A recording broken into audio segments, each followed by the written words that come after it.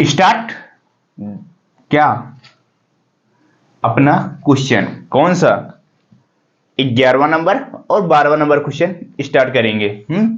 तो आप सभी का स्वागत है अपने channel only maths by Sachin पे।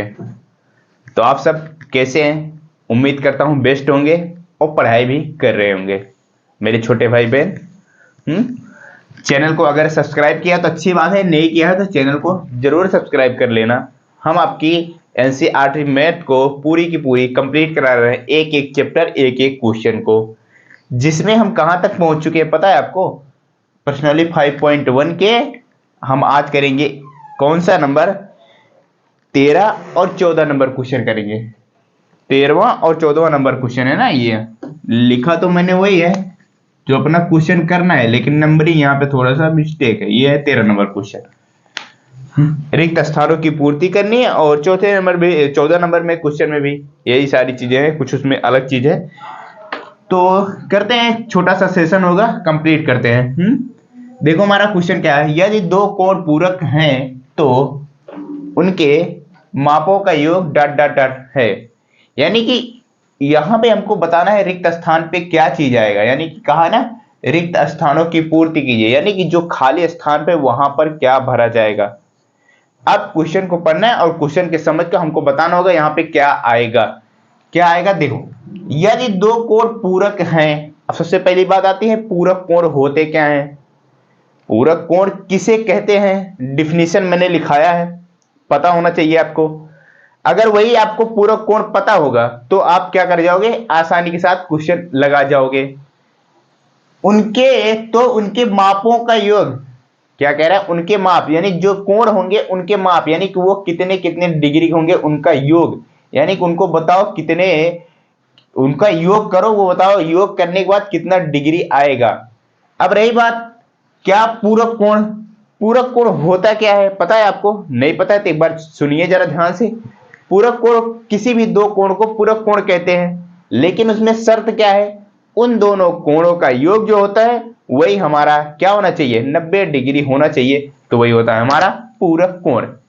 क्लियर हुआ पूरक कोण क्या होता है? दो कोण का योग हमारा 90 डिग्री होना चाहिए। कोई भी दो कोण होंगे उनका योग अगर पूरक की बात हो रही है तो वहां पे उनका योग जो होगा 90 डिग्री होगा। अब वही पे पूछा है तो उनके मापों का योग, यानी कि मापों का योग एक से दो से अधिक कोण नहीं हो सकते, ना ही दो से कम हो सकते। जैसे मान लो तीन कोणों का योग कहे एक 90 डिग्री, तो वो पूरक नहीं होंगे, सिर्फ दो ही कोण, चाहे जो दो कोण हो उनका योग 90 डिग्री होना चाहिए।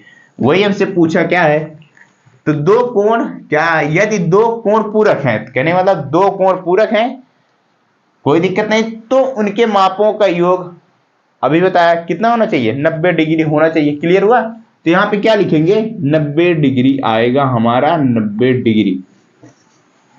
समझ में आया 90 डिग्री कैसे आएगा?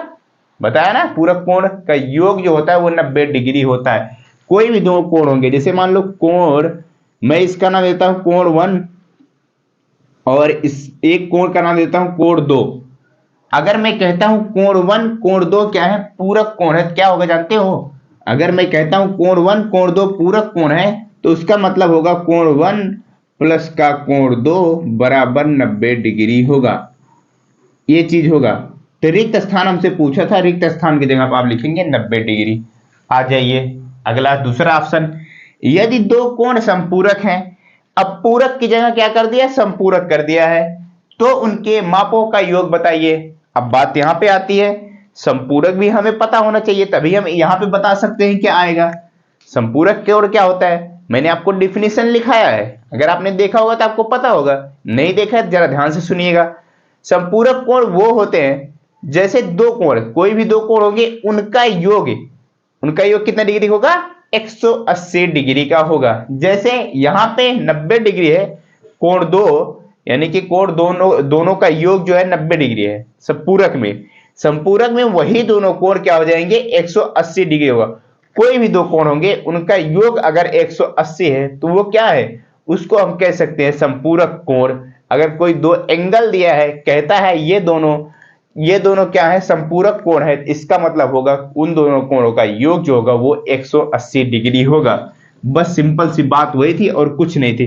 मान लो यहाँ पे कोण 1 और कोण 2 दो कोण है, और मैं कहता हूं कोण 1 कोण 2 दोनों क्या है, समपूरक कोण है। अगर मैं ये शब्द कह दिया समपूरक कोण है, कोण 1 कोण 2 समपूरक कोण है, तो सीधा सीधा इसका मतलब हो जाएगा कोण 1 प्लस का कोण 2 बराबर कितना डिग्री हो जाएगा, 180 डिग्री हो जाएगा।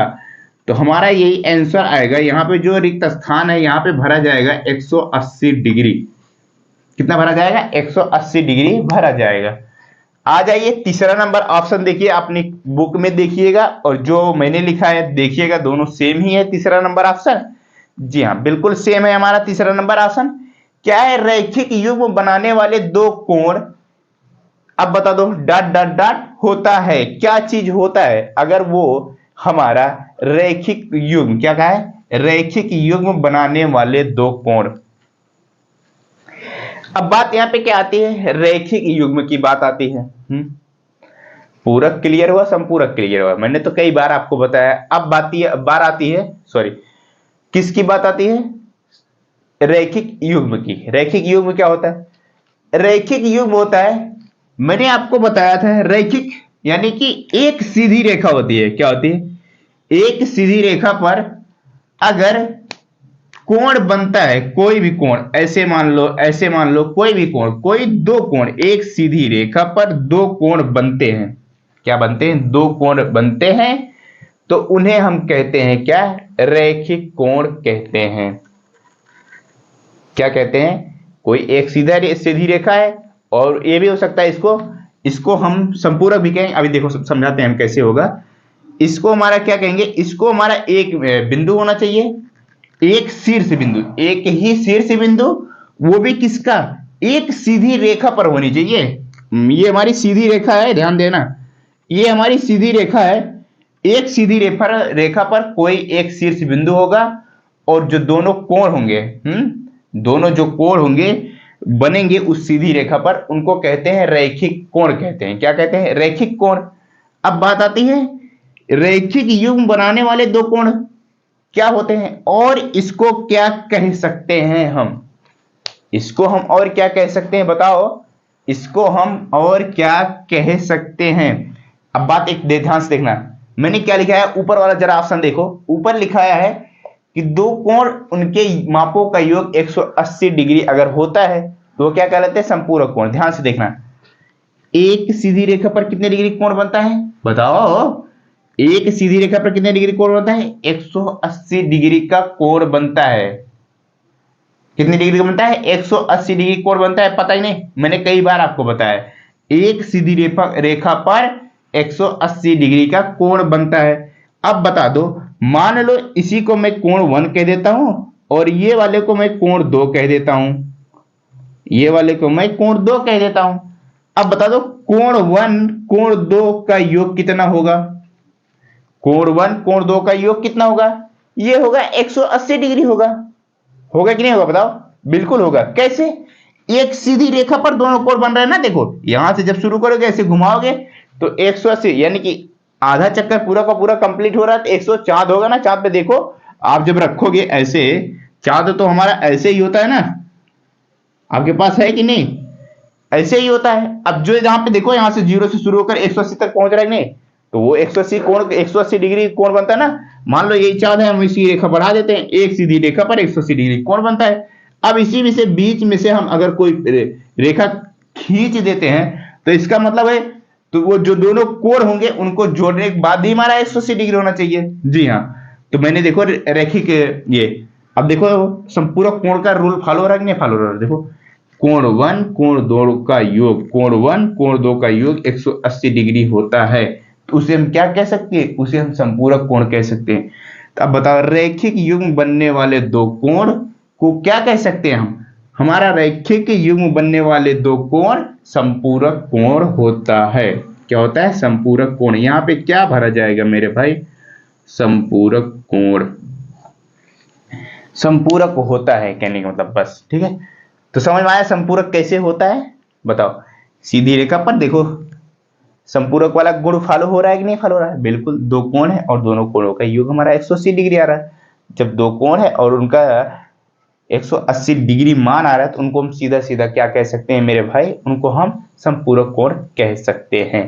क्लियर हुआ 3 ऑप्शन। चले नेक्स्ट चौथे नंबर ऑप्शन पे चलते हैं। देखो चौथा नंबर ऑप्शन पढ़ो जरा इसे, क्या है हमारा, यदि दो आसन्न कोण संपूरक हैं तो वे क्या बनाते हैं। यहां पे आप कह सकते हैं क्वेश्चन मार्क है, समझ लो डॉट डॉट की जगह पे क्या बनाते हैं यहाँ पे, या फिर ये बताइए क्या बनते हैं, वही आपको लिखना है क्या बनेगा। देखें यदि दो आसन्न कोण संपूरक हैं, इसमें दो बात आ गई। एक आता है आसन्न के बारे में हमको पता चलने होना चाहिए, आसन्न क्या होता है। संपूरक तो फिलहाल मैंने आपको अभी जस्ट बता ही दिया, संपूरक वो होते हैं जिनके दोनों कोणों का योग 180 डिग्री होना चाहिए। आसन्न कोण क्या होता है, आसन्न कोण, ये जरा सा आसन्न कोण के बारे में समझते हैं हम। अगर मैं आपको याद दिलाऊं तो परिभाषा जो मैंने लिखाया था, दो कोण, यदि दो कोण को भी आसन्न कोण कहते हैं, वो भी हमारा क्लियर है। लेकिन इसमें पॉइंट क्या होता है, इसमें पॉइंट क्या होता है, इनका योग की बात नहीं होती है आसन्न में। आसन्न में पॉइंट की बात ये होती है, उनका जो योग क्या, उनका जो शीर्ष बिंदु होगा, क्या आसन्न की जब बात होगी ना, उनका शीर्ष बिंदु होगा वो एक होना चाहिए। और क्या दूसरी बात क्या होती है, एक शीर्ष बिंदु एक होना चाहिए और एक उभयनिष्ठ भुजा होनी चाहिए। इतनी बात रहेगी तो वो हमारे क्या कहलाएंगे, आसन्न कोण कहलाएंगे। और संपूरक में क्या होता है, कोई भी दो कोण होगा कहीं पर भी होगा, उनका अगर योग 180 डिग्री है तो वो हमारे संपूरक कहलाते हैं। दोनों बात क्लियर हुई। बताओ आसन्न कोण क्या होंगे, एक शीर्ष बिंदु होना चाहिए, एक उभयनिष्ठ भुजा होनी चाहिए और दो कोण होने चाहिए। ये हुआ आसन्न की बात। अब संपूरक की बात क्या होती, कोई भी दो कोण होगा कहीं भी होगा, वो क्या होना चाहिए हमारा, उनका योग जो होगा वो 180 डिग्री होना चाहिए। अब आ जाइए सॉल्व करते हैं। पहले नंबर तो हम देखते हैं क्या, आसन्न कोण, यानी कि एक शीर्ष बिंदु होना चाहिए। लो मैं यहां पे एक शीर्ष बिंदु बना दिया, एक शीर्ष बिंदु और एक उभयनिष्ठ भुजा भी होनी चाहिए। चलिए मैं इसे शीर्ष, जो हमारा ये एक शीर्ष बिंदु है हमारा, ये एक जो शीर्ष बिंदु है हमारा, और इसी पे मैंने एक सीधी रेखा खींच दिया है। मैंने क्या कहा आसन्न कोण, मैंने कहा एक शीर्ष बिंदु होना चाहिए। मैंने मान लिया हमारा यहाँ पे एक शीर्ष बिंदु है और एक उभयनिष्ठ भुजा से दो कोण बनने चाहिए। चलिए मैं एक उभयनिष्ठ भुजा बना लेता हूं, ये चलिए मेरा एक उभयनिष्ठ भुजा बन गई और दो कोण का निर्माण भी हो गया। ये देखो एक कोण और ये देखो एक कोण, दो कोण बन गया कि नहीं बन गया, बता। एक कोण ये बन गया, एक कोण ये बन गया। अब देखो दोनों गुण फॉलो होने चाहिए। कौन कौन सा, आसन्न का भी फॉलो होना चाहिए, संपूरक का भी गुण फॉलो होना चाहिए, तब हम बता पाएंगे ये क्या हमारा है। देखो आसन्न का क्लियर हुआ। आसन्न क्या है, एक शीर्ष बिंदु होना चाहिए, एक उभयनिष्ठ भुजा होनी चाहिए और दो कोण होने चाहिए। आसन्न हो गया। अब संपूरक कोण क्या होता है, उन दोनों कोणों का योग 180 डिग्री होना चाहिए। अब जरा से देखो भैया, एक सीधी रेखा है उसी पे क्या बना है, दो कोण बने हैं, एक ये हो गया है एक ये हो गया। इन दोनों का योग करेंगे तो हमारा 180 डिग्री कोण भी बनेगा, क्योंकि ये हमारी एक सीधी रेखा पर दोनों कोण बन रहे हैं। तो दोनों गुण फॉलो हुए, आसन्न कोण और संपूरक कोण हो गए ना। अब बात क्या आती है, अब बात आती है इसको और हम क्या कह सकते हैं, तो वे क्या कहलाते हैं या फिर क्या बनते हैं। अभी देखो ध्यान से देखो, रैखिक युग्म के बारे में बताओ। रैखिक युग्म क्या कहा था मैंने, एक सीधी रेखा होनी चाहिए और उस पे दो कोण बनते हैं और उन दोनों कोणों का योग 180 डिग्री होगा, तो क्या कहलाता है, वही हमारा रैखिक युग्म कहलाता है। क्लियर हुआ। क्या भरा जाएगा यहाँ पे, तो रैखिक युग्म की क्या भरा जाएगा मेरे भाई, यहाँ पे भरा जाएगा रैखिक युग्म। क्या भरा जाएगा, रैखिक युग्म। आप लिख लीजिए रैखिक युग्म।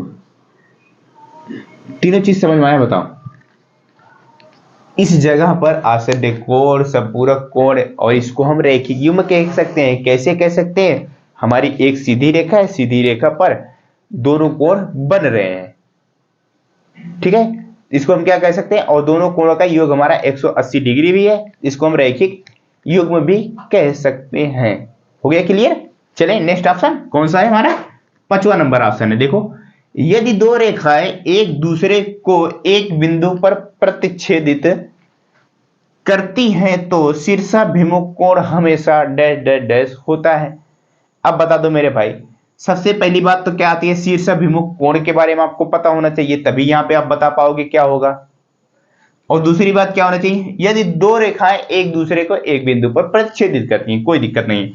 चलिए आ जाइए, मैं लेता हूं दो रेखाएं, एक मैंने ले ली सीधी रेखा ऐसे,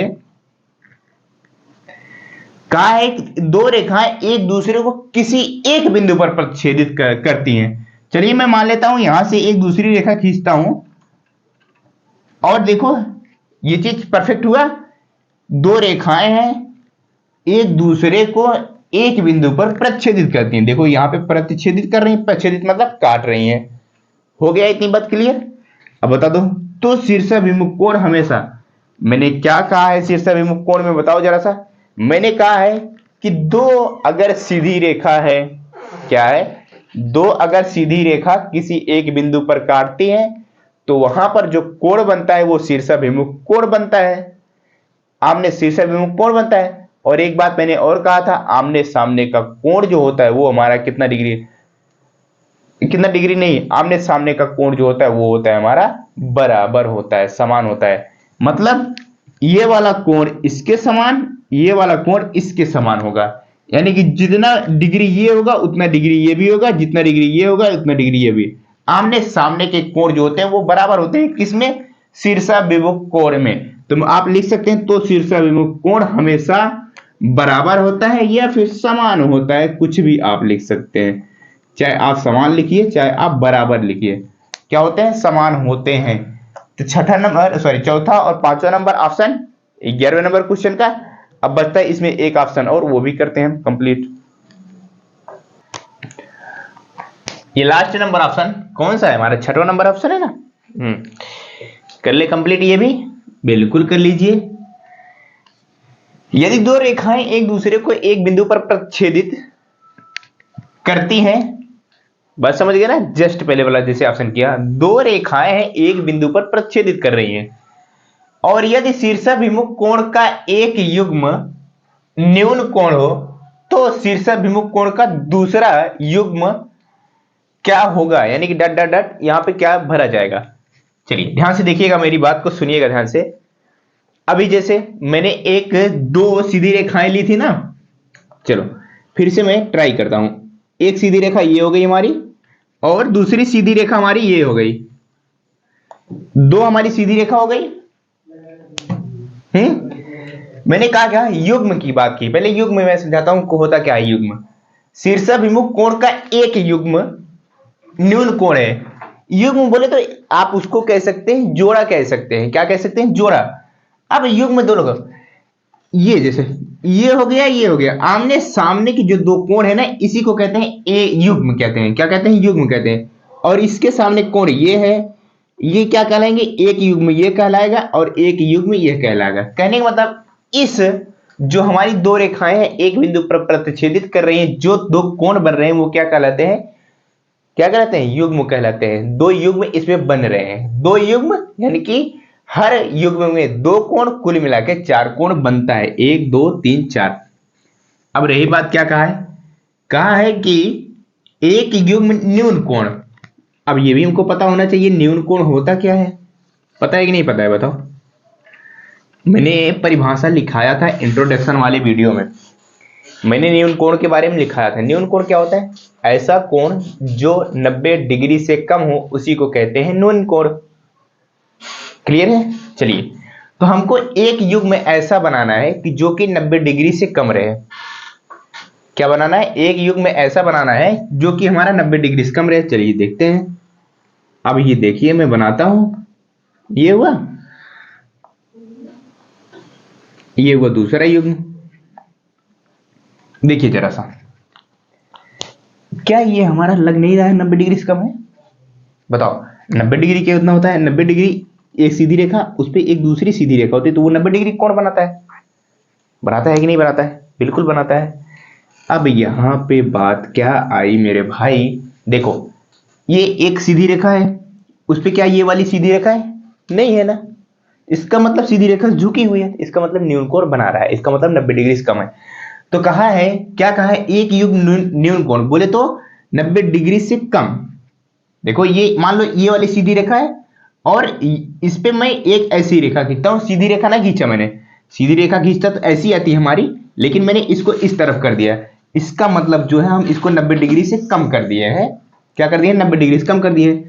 तो ये हो गया है हमारा न्यून कोण का युग्म, न्यून कोण का युग्म बन गया। अब इसके बाद आता है दूसरा युग्म।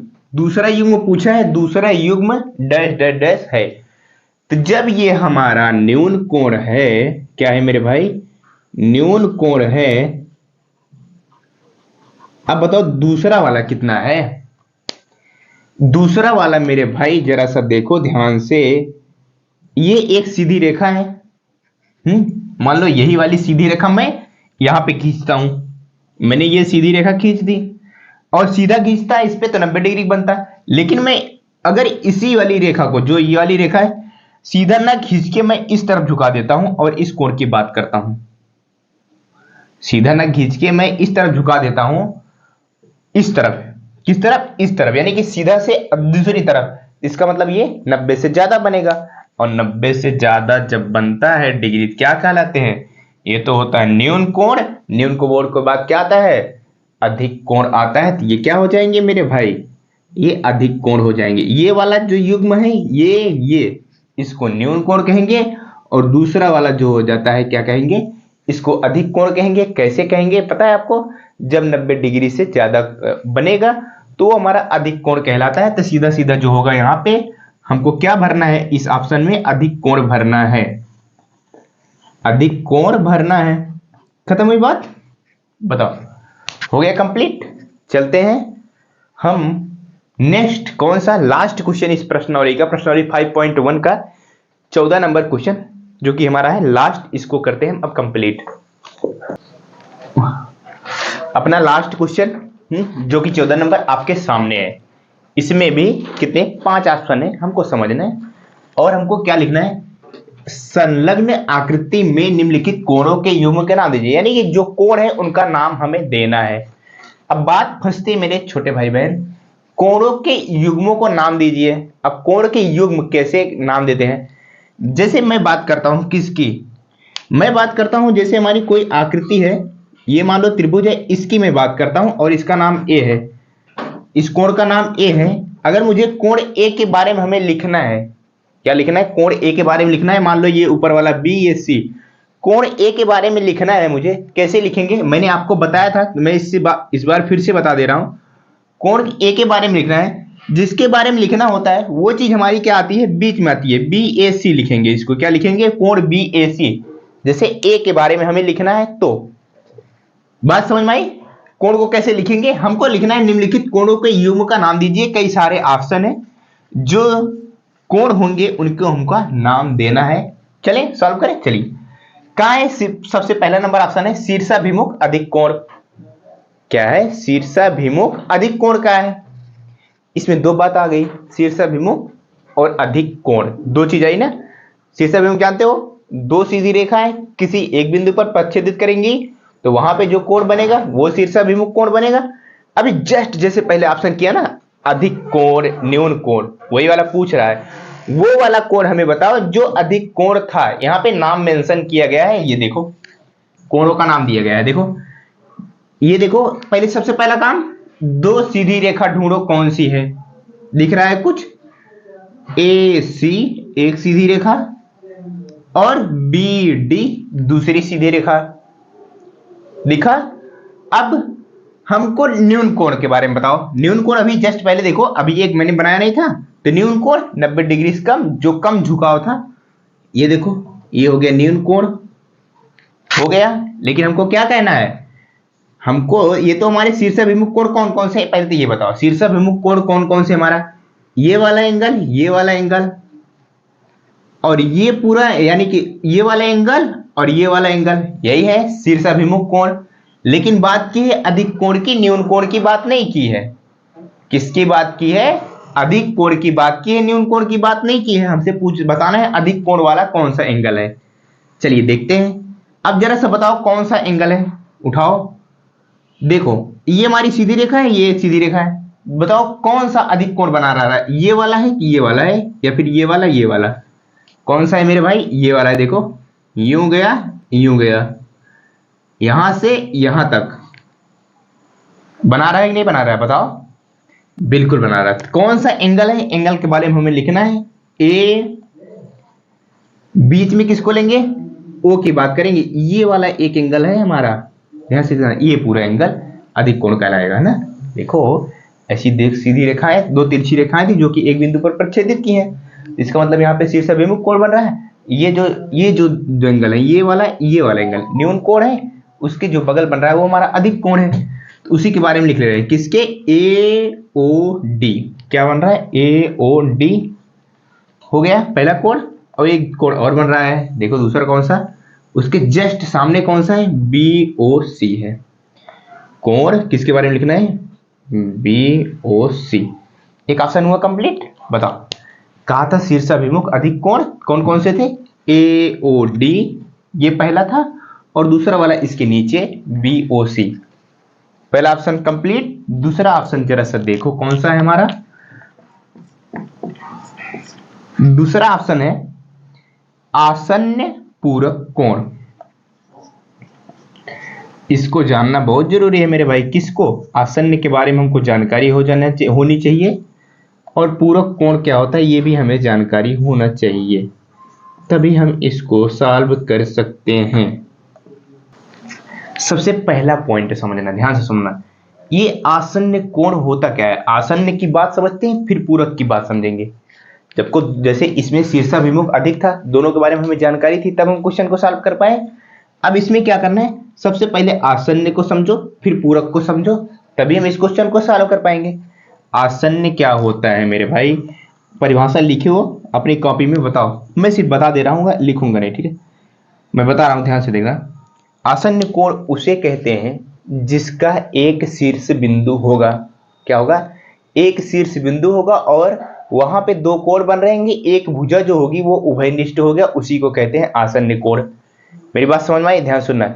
एक शीर्ष बिंदु होगा और वहां पे दो कोण बनेंगे, एक अधिक कोण एक न्यून कोण। सॉरी, अधिक कोण न्यून कोण कहां पहुंच गए? नहीं भाई, वहां पे दो कोण बनेंगे, उनका जो एक भुजा होगा वो उभयनिष्ठ होगा। अधिक कोण न्यून कोण की कोई बात नहीं होगी, ठीक है?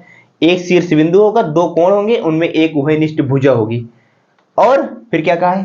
पूरक कोण। पूरक कोण क्या होता है मेरे भाई? जो दो कोण होते हैं उनका योग 90 डिग्री होना चाहिए। उनका योग 90 डिग्री होना चाहिए, वही हमारे क्या कहलाएंगे? पूरक कोण कहलाएंगे। अब इस फिगर में इतना चीज ढूंढ लो आप। क्या ढूंढ लो? सबसे पहले एक शीर्ष बिंदु ढूंढ लो, और वहां पे दो कोण बन रहे हो, और एक उभयनिष्ठ भुजा हो, और क्या उनका जो योग हो वो 90 डिग्री हो। इतना चीज अगर कहीं पे मिल जाता है इस फिगर में, वही हमारा हो जाएगा, ठीक है? चलो देखो, ध्यान से देखो कौन सा है हमारा। सबसे पहले आसन्न कोण यानी कि एक शीर्ष बिंदु ढूंढते हैं। ये देखो हमारा शीर्ष बिंदु तो फिलहाल यही है।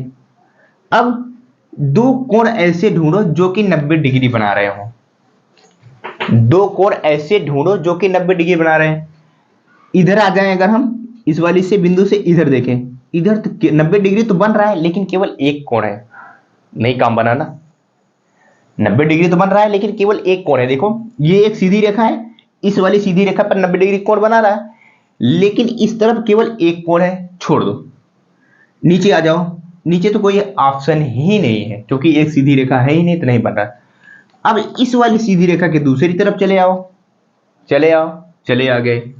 अब देखो जरा ध्यान से, एक बीच में रेखा है, और एक कोण यहां बन रहा है, एक कोण यहां बन रहा है, दो कोण बन रहे हैं, और दोनों कोण का योग 90 डिग्री है कि नहीं है? बिल्कुल है, क्योंकि ये सीधी रेखा और दूसरी वाली ये एक सीधी रेखा। और आसन्न कोण की बात करें तो हमारा एक शीर्ष बिंदु है, और हमारा ए ओ एक उभयनिष्ठ भुजा भी है। सारी चीजें फॉलो हुई कि नहीं हुई बताओ? तो हमको वो दोनों कोण कौन कौन से हैं वही हमको लिखना है, तो लिख लेते हैं हम। क्या लिखेंगे मेरे भाई? पहला कोण हमारा हो जाएगा क्या? ए ओ ई। ए ओ ई। दूसरा कौन सा हो जाएगा, ए ओ बी, कोण ए ओ बी।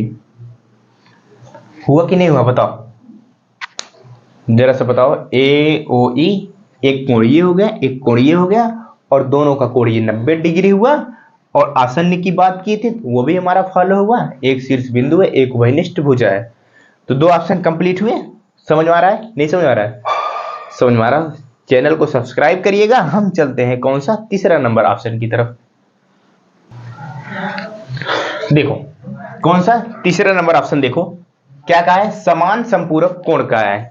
इसका मतलब समझ लेते हैं क्या कह रहा है। समान बोले तो बराबर, संपूरक, संपूरक क्या होता है मेरे भाई, मैंने कितनी बार बताया संपूरक कितना होता है। संपूरक बोले तो, पूरक बोले तो 90 डिग्री, संपूरक बोले तो 180 डिग्री। जो दो कोण होंगे 180 डिग्री होने चाहिए। कितने होने, जो दोनों कोण होंगे वो हमारे 180 डिग्री होने चाहिए। और बात कहिए किसकी, समान की बात कहिए। समान बोले तो बराबर होने चाहिए, वो जो दोनों कोण होंगे बराबर होने चाहिए। इसका मतलब 180 के दो बराबर भागों में बांटना है, तो 90-90 डिग्री का दो कोण ढूंढना है हमें इस फिगर में। 90-90 डिग्री का दो कोण ढूंढो जो कि क्या हो, बराबर हो। तो वही हमारा क्या हो जाएगा, इस ऑप्शन का आंसर हो जाएगा। समान बोले तो बराबर, और संपूरक मतलब दो कोणों का योग 180 डिग्री होना चाहिए। देखो इस फिगर में ऐसा दो फिगर देखो जहां पे 90 डिग्री कोण बन रहा। ये हमारी एक सीधी रेखा है, यही हमारी 90 डिग्री का कोण बनाएगा। तो इधर देखते हैं एक कोण तो ये बन जा रहा है, कौन सा, ये पूरा, ध्यान से देखना। एक कोण ये पूरा बन जा रहा है और दूसरा वाला ये पूरा बन जा रहा है, और दोनों के दोनों समान नहीं है। बताओ, इधर भी 90 डिग्री, इधर भी 90 डिग्री, कहने मतलब दोनों इक्वल भी हैं। इसका मतलब यही हमारा आंसर हो जाएगा। इन्हीं दोनों कोणों को लिखना है। अब हमें जैसे मेरे भाई इसको लिखना है, कोण ओ के बारे में लिखना है, किसको, ई ओ बी। पहला नंबर कोण लिखो, कोण ई ओ बी। एक चीज और ध्यान देना, आप इस बात से कंफ्यूज नहीं होंगे क्या, जब मैं आपको कोण को कैसे लिखा जाएगा बता रहा था मैं, तो मैं सिर्फ लिखा था जिस कोण को बारे में कहा जाएगा उसको हम बीच में लिखेंगे, आगे पीछे आप कुछ भी लिख सकते हैं। इस बी को इधर भी कर सकते हैं, बी ओ ई कर सकते हैं, या फिर ई ओ बी कर सकते हैं। हमारा सही है, गलत नहीं है, इस बात को ध्यान देना। और चलते हैं दूसरा। दूसरा कौन सा है, ई ओ डी है। कौन सा है, कोण ई ओ डी। क्लियर हुआ जी, बिल्कुल क्लियर होना चाहिए। अब हमारा बचता है चौथा नंबर ऑप्शन। चौथा नंबर ऑप्शन क्या है वो देखो, वो है असमान, असमान संपूरक कोण। असमान संपूरक कोण। अब बताओ वही चीज है कि नहीं है, वहां पे कहा था समान, यहां पे कहा है असमान। अब दो कोण ऐसे ढूंढो, क्या मेरे भाई, दो कोण ऐसे ढूंढो जिनका योग जो हमारा 180 डिग्री होना चाहिए, लेकिन ये मायने नहीं रखना चाहिए। इसमें कहा है कि असमान, ये मायने हमारा नहीं रखेगा इक्वल है कि नहीं है, उससे हमें मतलब कोई नहीं है। इक्वल हो तो ठीक है, नहीं है तो नहीं। यानी कि असमान, इसका मतलब इक्वल नहीं होने चाहिए बस। आ जाओ इस फिगर में देखो, कहां पे हमारा दो ऐसे कोण है जो 180 डिग्री बना रहे हो, और दोनों कोण मिला के 180 डिग्री बना रहे हैं, और दोनों इक्वल ना हो, बस ये इतना ढूंढना है, यानी बराबर ना हो। जैसे अभी देखो ई ओ बी, ये जो था 90 डिग्री, और ई ओ डी ये भी 90 डिग्री, यानी दोनों 90-90 डिग्री का बना रहे थे कोण। अब ऐसा करना है, ऐसा ढूंढो इस आकृति में दोनों 180 डिग्री तो बनाए लेकिन इक्वल ना होने चाहिए, 90-90 नहीं होना चाहिए, क्योंकि कहा है असमान होना चाहिए। फिगर में जरा देखो, देखें, आ जाइए देखते हैं।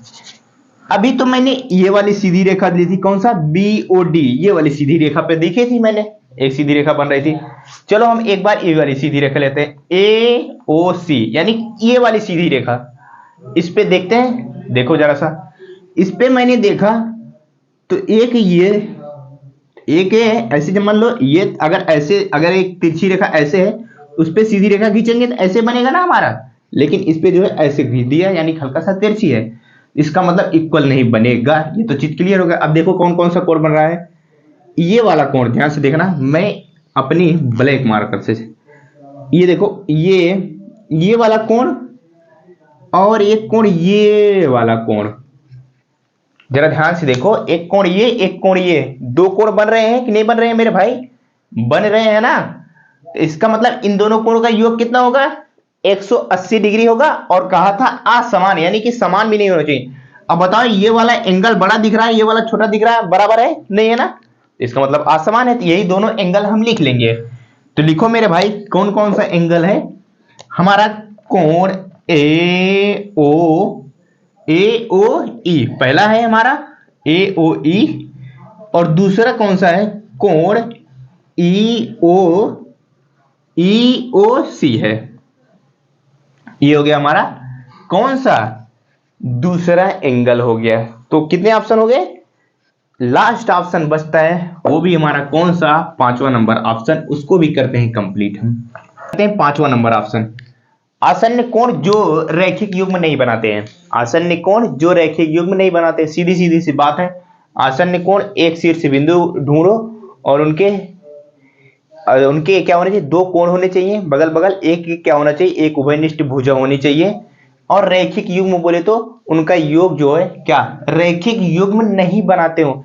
इनका मतलब ये भी है, रैखिक युग्म बोले तो 180 डिग्री का कोण न बनाते हो। नहीं बनाते हो, बनाते हो नहीं, यहाँ पे नहीं शब्द लगाया गया, ध्यान से देखना, नहीं बनाते हैं। ऐसा ऐसा कोण ढूंढो और खटाखट लिखो। देखो आसन्न कोण एक शीर्ष बिंदु, पहले उधर ये वाला शीर्ष बिंदु हो गया, इधर से शुरू करते हैं हम, इधर से शुरू करते हैं और ढूंढते हैं। एक शीर्ष बिंदु हो गया और ढूंढते हैं हम क्या? कि हमारा दो कोण ढूंढो मेरे भाई, जो कि क्या हो? एक शीर्ष बिंदु से हो, जो कि रैखिक, जो रैखिक युग्म नहीं बनाते हो। सबसे पहला देखो, ये एक शीर्ष बिंदु देखो कौन सा है? AOB। सबसे पहले कोण लिखो AOB। और दूसरा, दूसरा वाला देखो, ये वाला कोण तो हो गया हमारा। अब इसकी बारी आती है AOE, कोण AOE। अब आ जाओ नेक्स्ट, कौन सा? इसके बाद देखो कोई, आगे चलो, आगे जैसे मैं बढ़ता हूं, आगे मैं बढ़ूंगा तो अब आ जाओ, अब आगे आ जाओ, फिर से लो। ये शीर्ष बिंदु हुआ, ये वाला मैंने ले लिया है। अब इसके आगे छोड़ते हैं, चलते हैं आगे, हम आगे बढ़ेंगे जैसे AOE। और देखो इससे भी एक बन रहा है, कौन सा? EOD।